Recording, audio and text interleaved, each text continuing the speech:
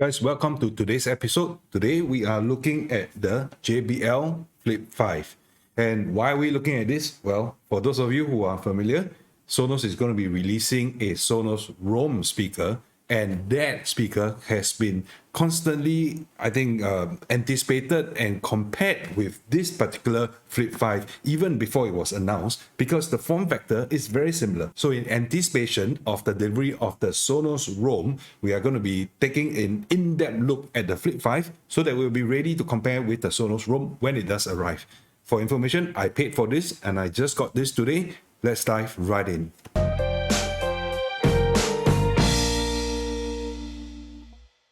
So as usual, I like to give you guys an upfront summary before we go into the whole proper 15-20 minutes video at length. So very quickly, just before we go into the box, let me just show you a very quick summary of what the Flip 5 is about. Let me switch camera.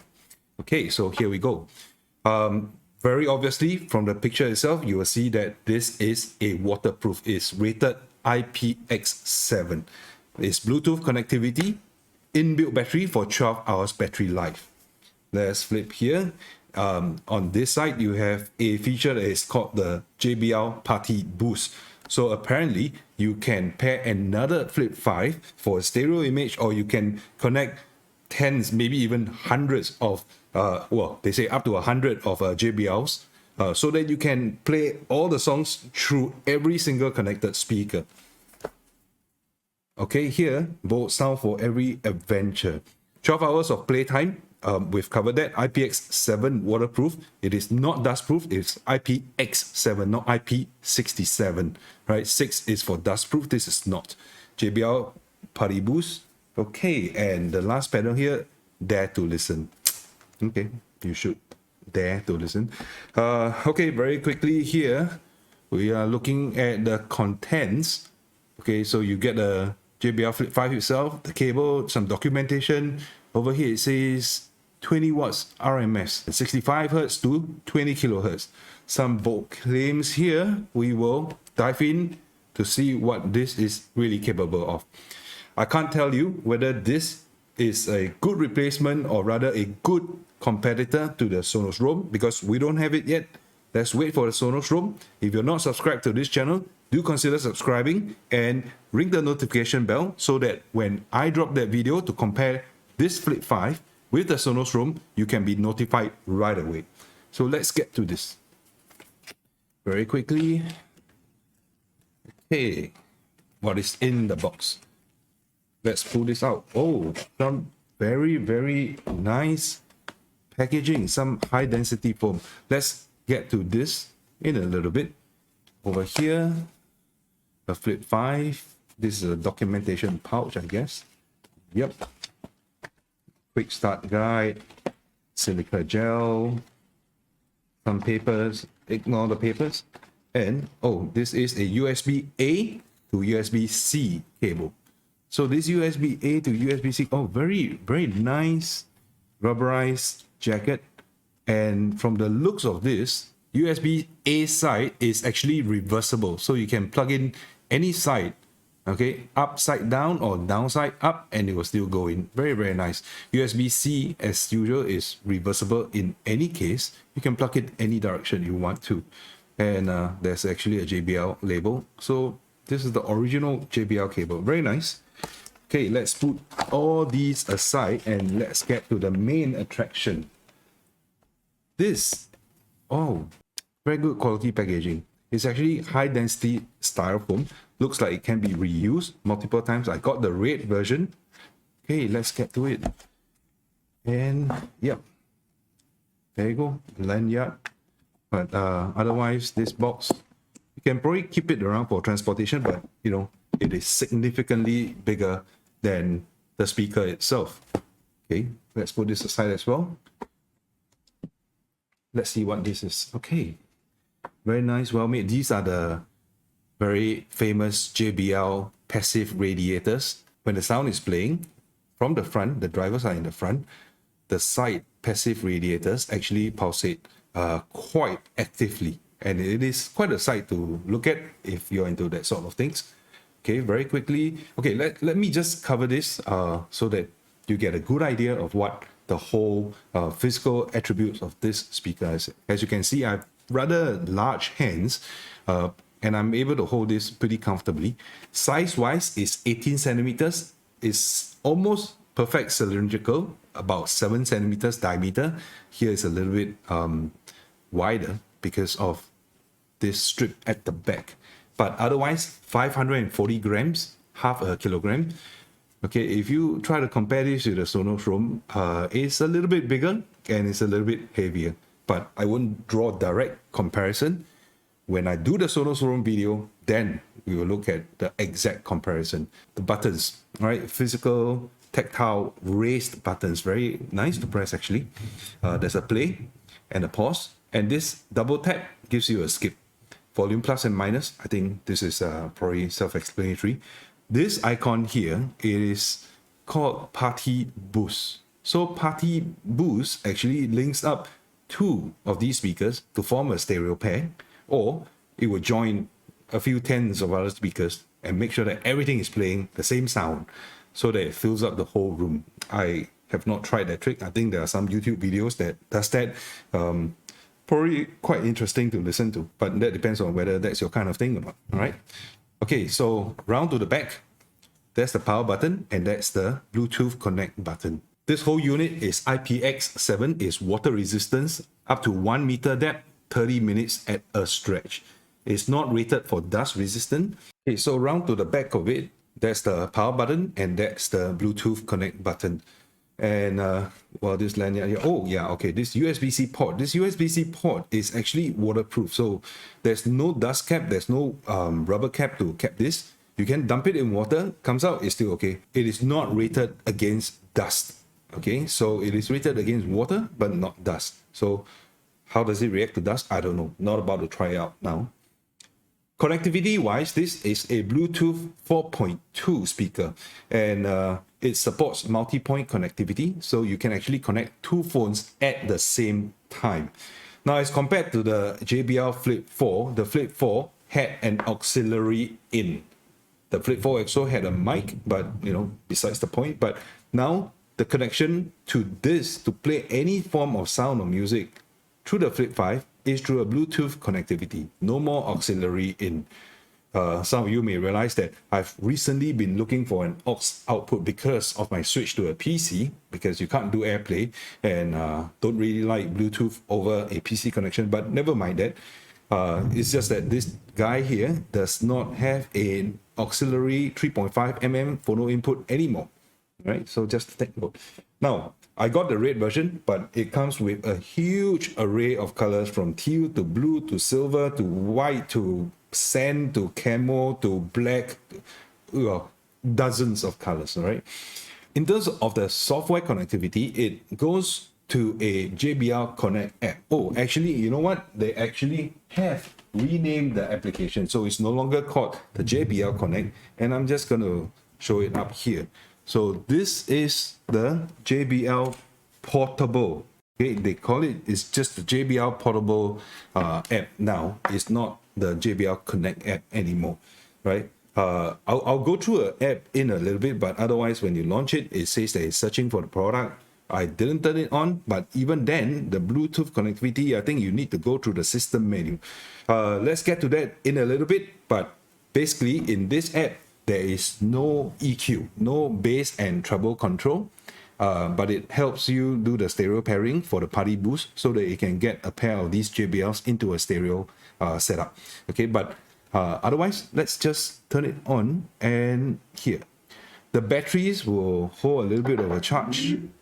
Yep, and that's the sound. So the batteries will hold a little bit of a charge right out of the box. So you will be able to get something going right now. See, now it still says that it's searching for a product, but it is not going to be connecting. So what you need to do is to actually get to the settings, right? So if I go to the settings and let me go to the Bluetooth, okay, so it should show up here. Yep, there you go. That's the JBL Flip 5. And let me select it. Okay, the chime indicates a successful pair. So no more blinking. Let's go to the JBL Party Mode, wirelessly link more than 100 Party Boost compatible speakers together. So if you have more than 100 of these guys, you can link all of them up and they'll be playing the same sound throughout. I don't know what kind of latency there is, but well, I'm very sure there'll be some YouTubers who have done that. So search for those videos if you're interested. Stereo mode. So you can set 2 of these as left and right channel. So when you link up to 100 of them, all of them are going to be playing mono sound. But in this particular mode, you can actually set just 2 of them into a stereo mode. Let's get started. Okay, so the power, there's a power bar here. I think it's about 80% full. If I were to click Party Boost, okay, got it. Okay, so it's looking for a nearby speaker. I don't have it. I only got one. How about stereo? Okay, I also don't have it, so I can't complete that today. Well, actually, there's nothing much else here. You can't even do any EQ settings, nothing of that sort. So this is just it. So last thing before we go to the sound capabilities, this has a built-in battery. The built-in battery is rated for 12 hours of continuous play time. So we're at 80% now. You will probably get 9.5 hours out of this. Without actually testing, we don't know whether it will hit the rated 12 hours that JBL is claiming.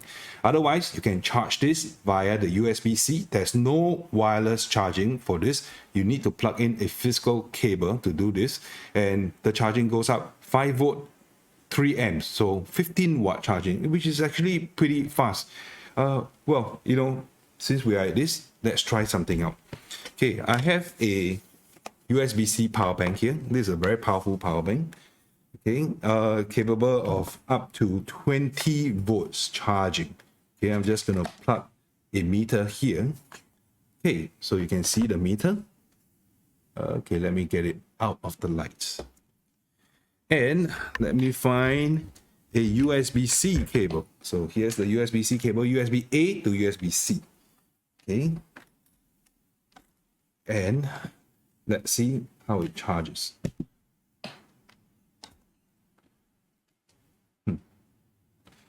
Okay, 7 watts is pulsing here to show that it's charging, but it's going 1.5 amp, 5 volts, 1.5 amp. Not quite the 3 amps that they are claiming, but apparently it's supposed to charge to full in 2.5 hours. Apparently the charging is very, very fast. Okay, sometimes it takes a while for the protocol to be negotiated for charging before it actually kicks it up all the way to the correct charging rate. Sometimes it's got to do with the cable as well, but what I know is that this power bank is capable of putting up to 60 watts even, so that shouldn't be a problem. It is capable of going 20 volts, 3 amps, 60 watts. Okay, so it looks like 7.5 watts is what it's capable of pulling right now. Okay, maybe it's the cable. Let me change the cable. You know what?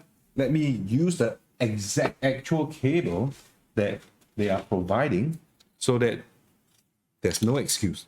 Okay, so here you go. Let me plug this out. Plug this right in. Okay, plug this out. So let's not use any third-party cable. Let's use the JBL one. It's connected. And let's plug it in.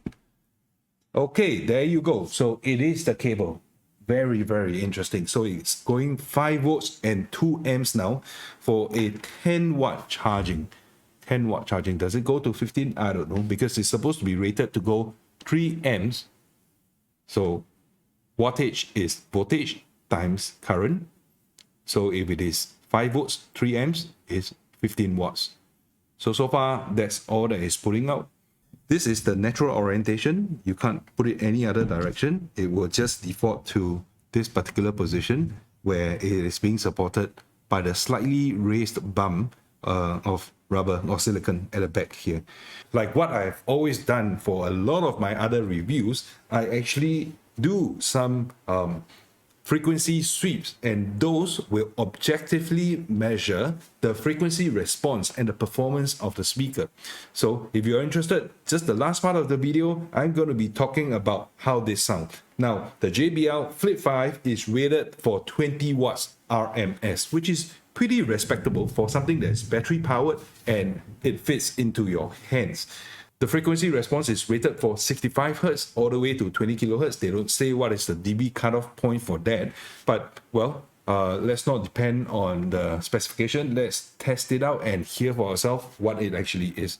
So I'm going to cut over the scene to what I have here. Oh, my table is a mess, but okay, you will see that I'm going to put this speaker here and I'm going to use my REW setup with this mini DSP U Mic 1, okay, so that we can have a we can do the measurement.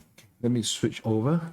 Okay, REW walkthrough. Okay, so this screen here, you'll be able to see this is the Flip 5. I'm going to be placing here. I'm just going to put the mic at just over 8 inches away, directly in front. Okay, and look at the screen here. Okay, this is the video cap of my REW software. I'll max out the volume here. Okay, let's do the measurement.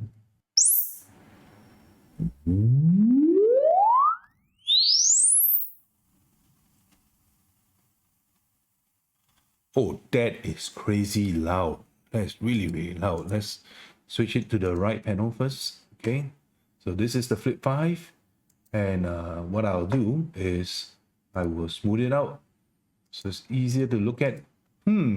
So this is the frequency response. It says 100 over dB, but because we are actually so close, okay, so ignore the dB rating. Look at it as a relative chart. Okay, it says 65 Hz to 20 kilohertz. So this is the 20 kilohertz cutoff. 65 Hz is right about here. Okay, so this is the cutoff. So it says here 87 dB down from the top of 103 dB. Well, okay, not too bad. I would say that the drop off is fine, but you know, anything below 60 Hz is probably not very meaningful for the JBL Flip 5. And surprisingly, it looks relatively flat. I mean, if I smooth it out even further, you'll see what I mean. Okay. Yep. It's actually, the frequency response is pretty flat, all right?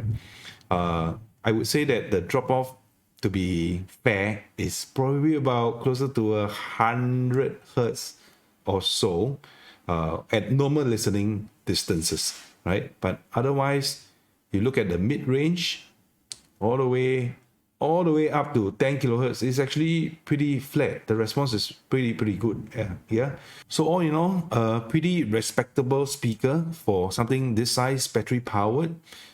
This is the chart. Now, the next time I do it and I compare it with the Sonos Roam, I'm not going to compare with this particular chart that you're looking at here. I will probably do a new one so that you can see how it sounds relative. We cut away all the different parameters, whether is it distance, be it the placement or the room condition, whatever it is, right? And even the ambient sounds in the room might affect this particular test. So please, if you are interested in that test of the Sonos Roam versus this JBL Flip 5, please stay tuned, subscribe to the channel, leave a like so that maybe YouTube will recommend that video to you when it actually drops. Okay, so there goes my review for the JBL Flip 5. Very, very small speaker. I actually got this at a good discount that JBL, well, the Singapore distributor, is actually running in Singapore right now. It used to cost 179 Singapore dollars. It's now down to 135 Sing dollars.